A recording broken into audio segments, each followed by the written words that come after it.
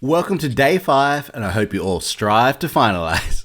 By now, you should all be on your way to completing and hopefully finished all your level 1 mandatory competencies, and I do hope that the advice that I'm sharing has given you a fresh perspective on the available resources that we have for the APC. A big point is that I'm helping to show what needs to be done and included within your submission, all that knowledge and understanding and experience to judge at what levels you can write your competencies to. So for today's video, I will start with the action items and then talk about level 2 and 3 for the mandatory competencies.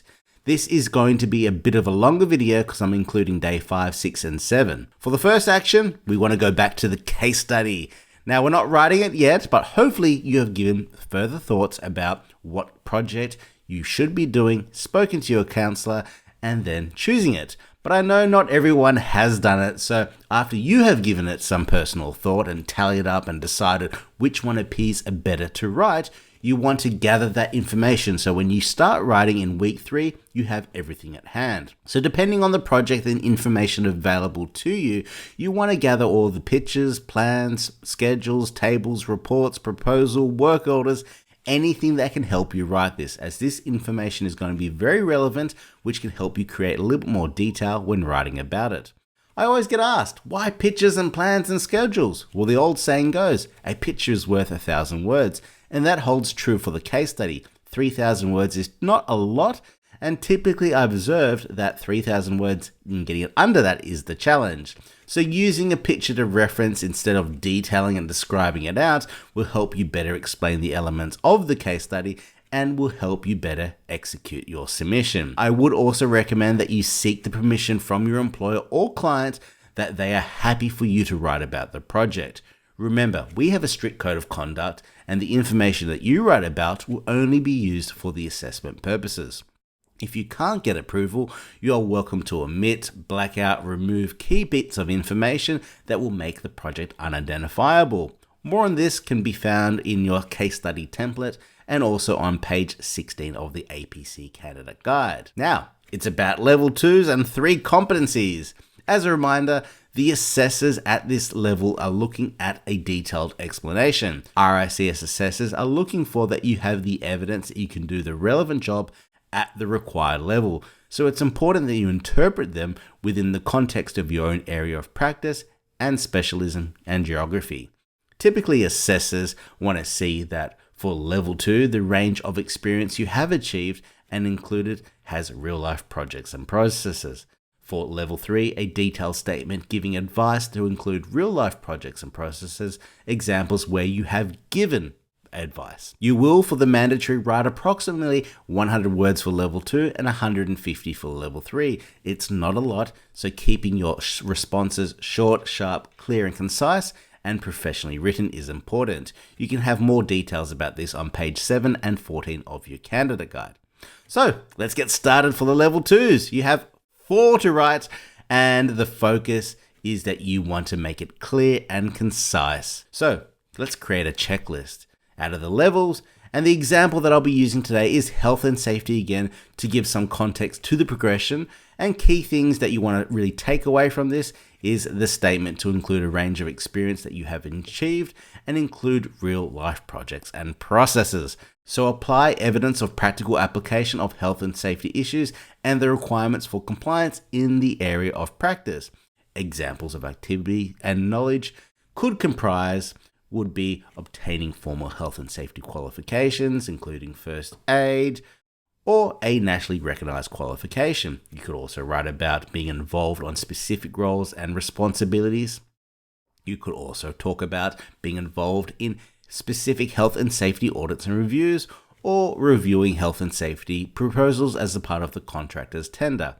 I personally feel at level 2, it's a lot easier to write because it's easier to remember what you're doing as opposed to just the knowledge, as doing is something that you do on a daily basis.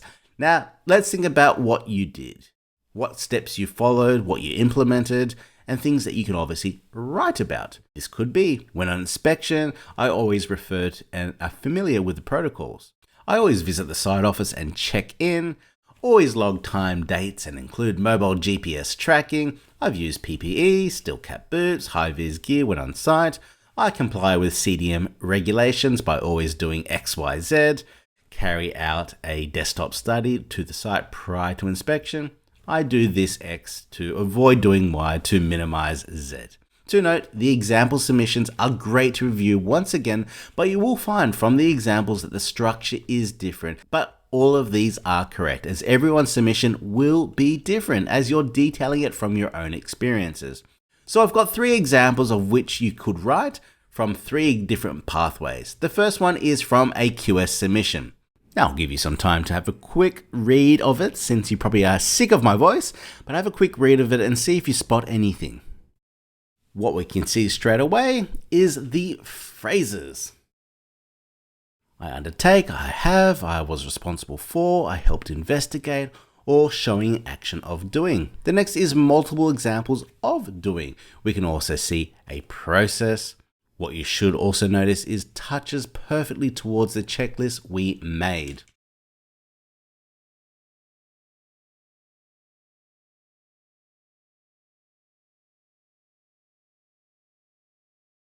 The next example is from building surveying.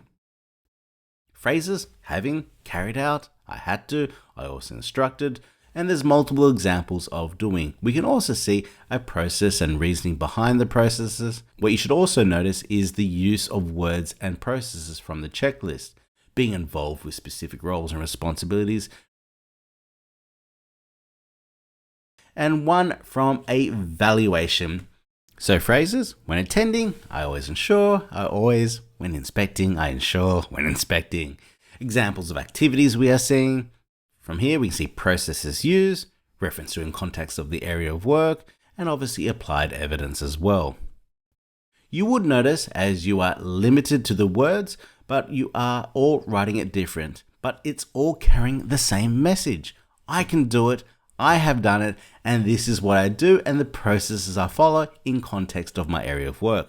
So in summary, always use the phrases which show an action and intention, giving multiple examples and processes that you have used and the activities that you did, and explain it by being clear and concise. Now, I've always wanted to do this as I've seen it being done on TikTok and Instagram, but I'll see you in a couple of seconds. Day 6! Well, hopefully it's still the same day for me, but day 6 and day 7 action items. So if you did complete all your level 2 mandatories, congratulations. If you haven't done it yet, well, complete it today and tomorrow. So depending on your day, what you might want to do is complete day 6 and day 7, or maybe just stretch it all out. Now remember, the weekends are strategically created as a bit of a rest and catch up to allow you to do what you need to get done to finish and finalize it all. Today is simple, and if you are catching up, please review all the previous videos, the mapping, the checklist, and all the actions. And if you didn't already, it will be a perfect time for you to complete the RICS ethics module, as over the next few weeks, it's going to cut down in you needing to spend 3 hours to complete it. And also as well, it will give you a nice level 1 for that. And if you've already completed everything from level 1s to the level 2s, let's start with the level 3, which is day 7 action item. Day 7, we're going to create a checklist, what you have done, but we're focusing on the box. And I want you to think about, in a little bit more holistic way, what is the advice? Remember, it has to be a real life project and examples of where you have personally given advice. So remember, it's your advice, not the advice of the team that you came up with, not their advice, but the advice that you led the discussion for. So having a strong think about this, what is that advice? Did I provide that advice? Is it relevant in context to my area of work? Is it relevant to the competency? What did I do? How did I do this? And examples that I can show, and does it reference the overall message of the statement? But remember, this is about ethics, rules, conduct, and professionalism. So you may cover all 3, 1 or 2, or all of these in your actual statement. And the statement that you probably will be using will be adapted towards your pathway and area of work and context. So here is a building surveying example. And also here is another one from planning and development.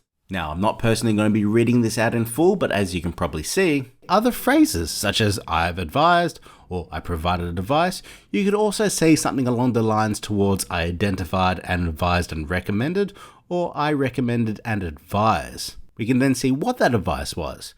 We can also see why that advice was given with reference to some of the guidance they have followed and the processes that that person followed and why as well. So hopefully this weekend you can complete all the mandatory, and remember this is a total of 1,500 words. Once you have completed these statements, you should review them as a whole together to form your summary of experience. In addition to showing your abilities in the individual competencies, they should provide the assessors with an overall and an overview of your training and experience and the work that you have conducted and the work that you are doing. Assessors want to see this progression, and so does your counselor. Now, I'm sure many of you are superstars in the challenge and are hitting goals, completing all the items and finishing everything that I've mentioned over the past week. If you want to get a head start on next week's action items, you are welcome to map and plan out your technical competencies. Just remember, since you are now have more words for your technical competencies, you will be providing more detail. I do want to say thank you to everyone who has joined. It is great working with each and every one of you, and I look forward to hearing about all the success in your progression and everything that you're doing towards your final APC. Good luck and looking forward towards the day 8.